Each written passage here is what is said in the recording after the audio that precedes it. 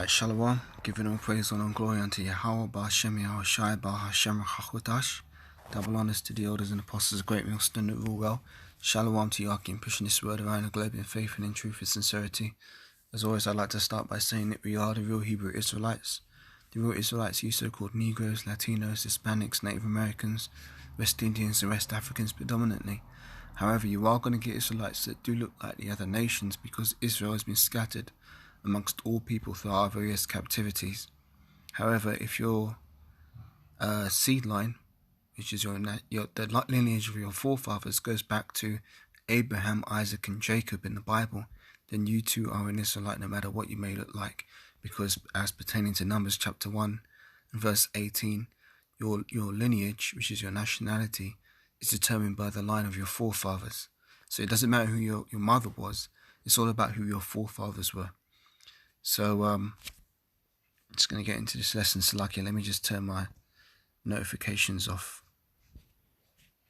I forgot to do that. Right, so I just want to get into a quick lesson regarding a lot of these shop closures that have been taking place due to this Covid-19.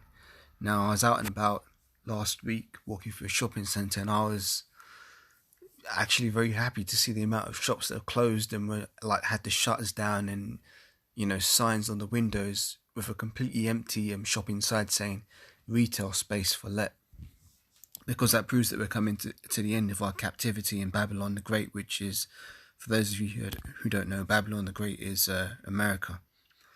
Now I noticed that a jeweler shop was shutted up and closed out.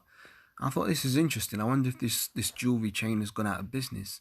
So I've done some research and I found this article, and it says, from Professional Jeweler, Signet to close 82 UK stores. Yeah, and this was published on the 10th of June 2020. It says Signet Jewelers has announced that over 80 of its UK stores will not be reopening post-lockdown.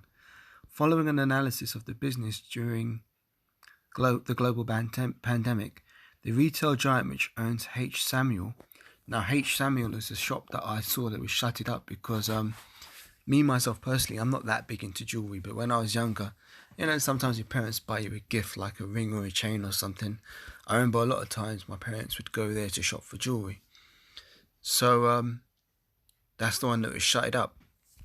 So continuing on, it says, following analysis of the business during the global pandemic, the retail giant, which owns H. Samuel, Ernest Jones in the UK, has announced that 82 stores will remain permanently shut, with the company looking to close additional stores before the end of the year.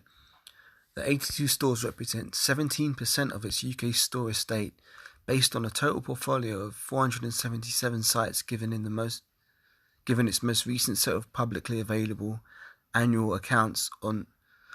Of the stores closing, 38 are from the Ernest Jones portfolio, while 44 H. Samuel boutiques will exit the high street. Signet says the stores' closures form part of the firm's plan to accelerate its Path to Brilliance program and come out stronger from the pandemic. Now, that's bullshit. This sounds like the kind of thing that Donald Trump would say in terms of make America great again and all this kind of rubbish. But the funny thing is, nobody ever calls Donald Trump out. He makes all these bogus claims like, we've got a great economy, we're doing this, we're doing that, we're the strongest nation. But nobody ever says prove it. It's all good and well to talk the talk and flap your gums and all this shit, but if you can't back up what you're saying, all it is just empty, vain words. And it's funny because, when you're a poor man in the society, you have to prove everything. Nobody takes you on your word. You have to prove everything. Even if all the evidence is supporting you, people still don't believe you because nobody respects the words of a poor man. Let me just quickly, the poor righteous man, Salaki. Let me just get that precept for edification's sake. That would be in the book of Ecclesiastes. Just checking for it here. Around about the 10th chapter, maybe. Yeah. I was right.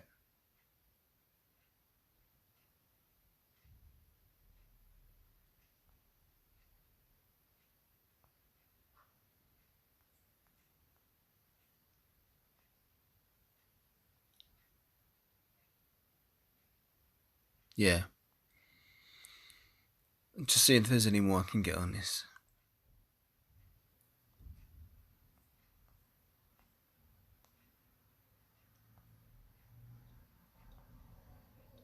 It's like, bear with me. Yeah, so Ecclesiastes, the 9th and 10th chapter. I'm going to get these precepts just quickly.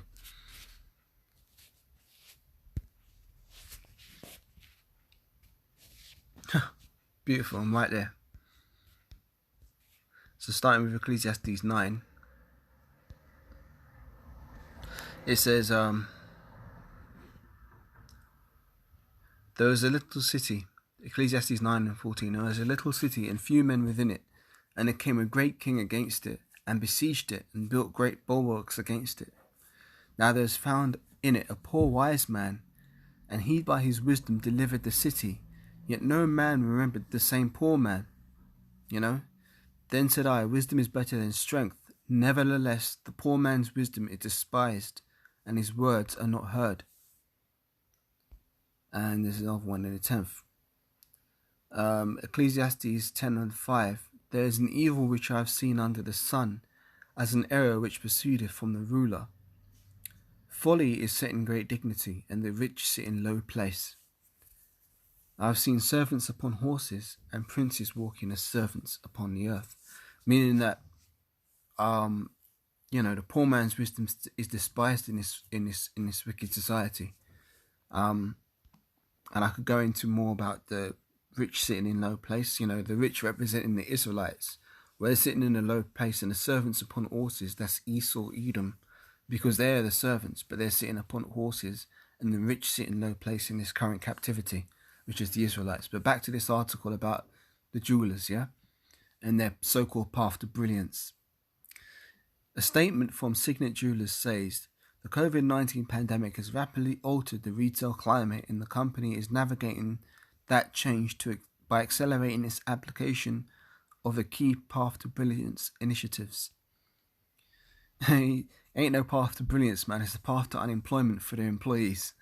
I don't think they'd be calling it a path to brilliance. But anyway, the company's culture of agility and efficiency has always encompassed the optimization of its physical footprint. Following an in-depth greenfield study as part of Path to Brilliance, the company has conducted further analysis during the COVID-19 pandemic in order to emerge as a stronger, more efficient organization. As a first step under this accelerated initiative, the company will not reopen at least 150 North American stores and 80 UK stores. Further, Signet is committed to closing at least an additional 150 stores by the end of the fiscal year. Path to brilliance, man. Path to bankruptcy, more like it. Signet says the landlord discussions included rent, deferrals, and abatements. Abatements as well as store level analysis remain. So it's like it, as well as store level analysis remain ongoing as the company accesses the future shape of Signet. The news comes as part of Signet's Q1 results, which reveal a 37.5 decrease. Beautiful, man. The news comes as part of Signet's Q1 results, which reveal a 37.5 decrease in sales in the UK for the 13 weeks ending May 2nd, 2020. While the brick-and-mortar same-store sales declined by 46.6 in the first quarter of the year, e-commerce sales grew by 37.2. With this in mind, the company is looking to hasten plans to become digital first.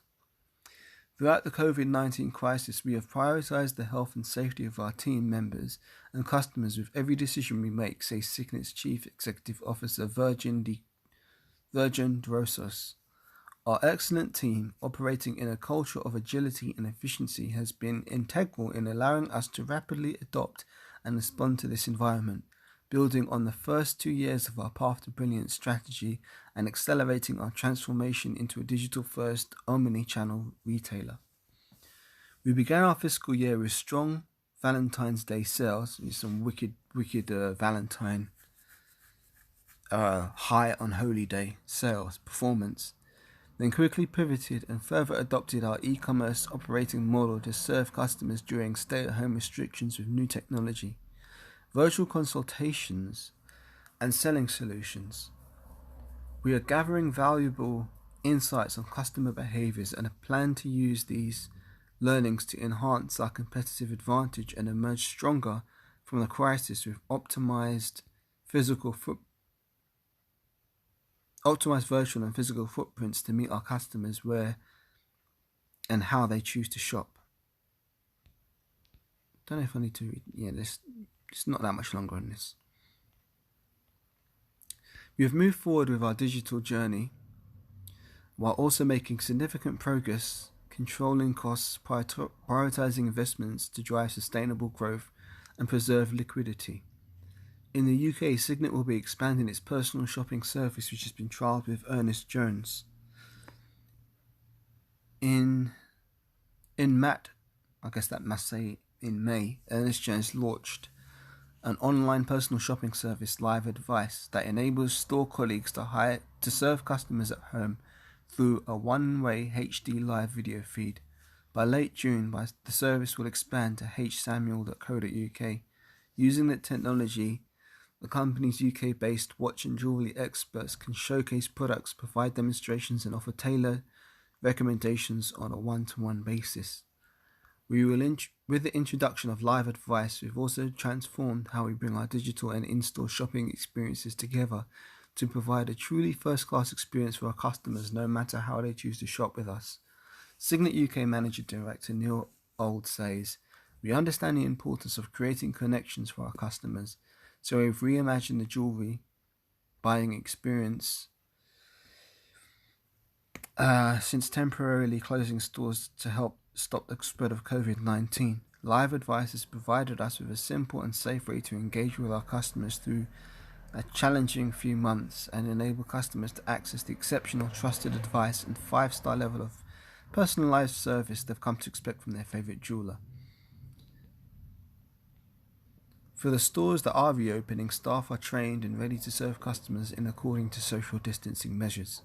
As part of plans to follow government guidelines, Ernest Jones and H. Samuel stores will only let a limited number of customers in store at a time, and hand sanitizing stations will be available for use. Furthermore, all jewellery watches will be cleaned before and after they are handled. Both H. Samuel and Ernest Jones will be encouraging contactless payments and offering e-receipts on all purchases. So let me just read 2 of these comments here. It says, "How about a spin on the employees to be out of a job? This is big, and in the US and Canada also, 400 stores in total." It says, "The share dividend hasn't arrived this month. Is this due to lockdown?" Well, now it's time for some precepts. So we're going to grab, let me see, crazy. Ecclesiastes chapter 12. It says, "Remember now thy Creator in the days of thy youth, while the evil days come not, nor the years draw nigh when thou shalt say, I have no pleasure in them. When the sun, or the light, or the moon, or the stars be not darkened, nor the clouds return after the rain." Here's the point. "In the day when the keepers of the house shall tremble, and the strong men shall bow themselves, and the grinders cease because they are few, and those that look out of the windows be darkened. And the doors shall be shut in the streets, when the sound of the grinding is low, and he shall rise up at the voice of the bird, and all the daughters of music shall be brought low." You know?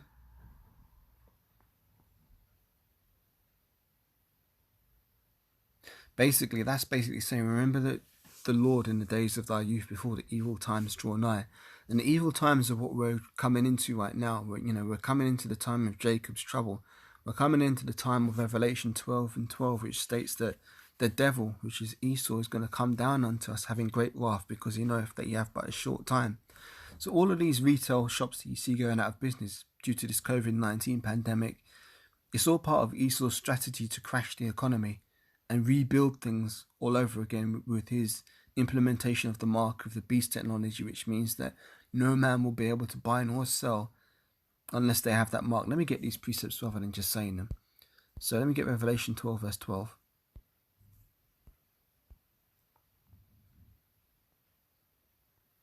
This says, "Therefore rejoice, ye heavens, and ye that dwell in them.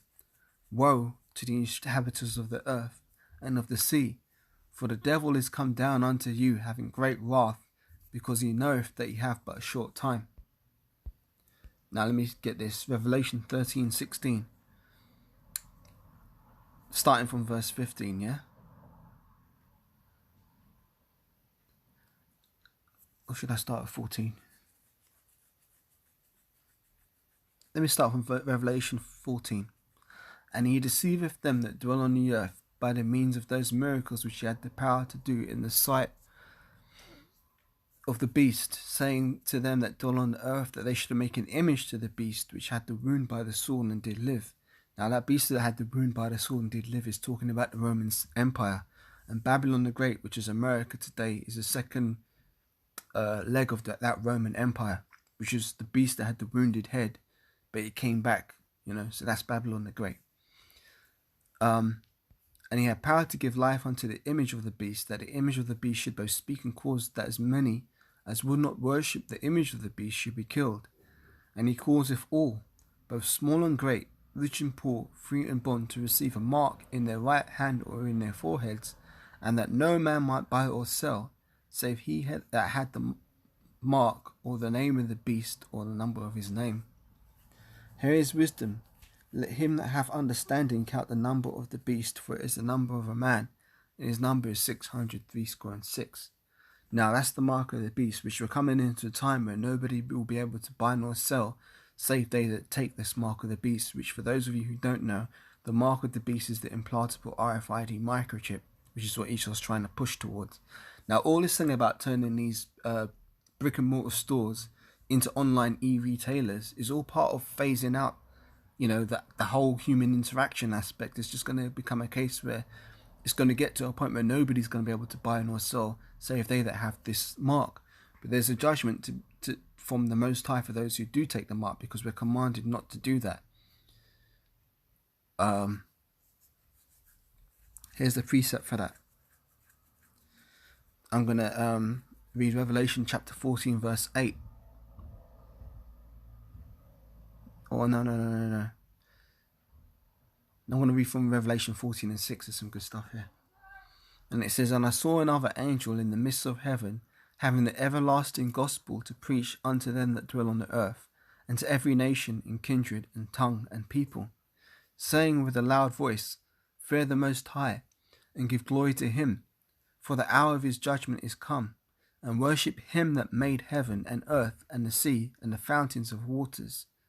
And there followed another angel, saying, Babylon is fallen, that great city, because she made all nations drink of the wine of the wrath of her fornication.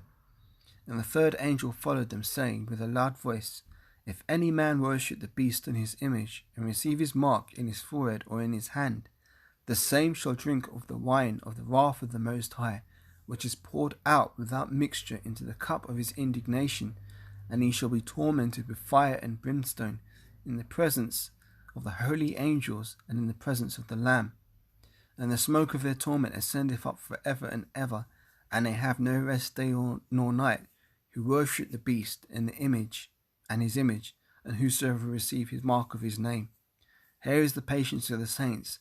Here are they that keep the commandments of the Most High and the faith of Yahushua. So, we're commanded not to take that beast, that mark. And Esau's going to do everything he can to funnel people into doing it. And to be honest, the vast majority of the world are going to end up taking it. It's only the elect and the 1/3 of the nation of Israel that are going to be able to escape these troubles which are to come. Because there's going to come a point where some of us are going to have to be martyred for the sake of this truth. But that's just the reality of it, and that's just the name of the game. So with that, I've finished this lesson for what I wanted to say on this subject matter. So giving all praise and all glory unto Yahweh, Ba'Hashem, Yahushai, Ba'Hashem, Rahakwadash. Double honors to the elders and apostles, a great millstone that rule well. Shalom to you, Aki, and pushing this word around the globe in faith and in truth and sincerity. And until the next lesson, I'll say Shalom, Wa Abba Ba.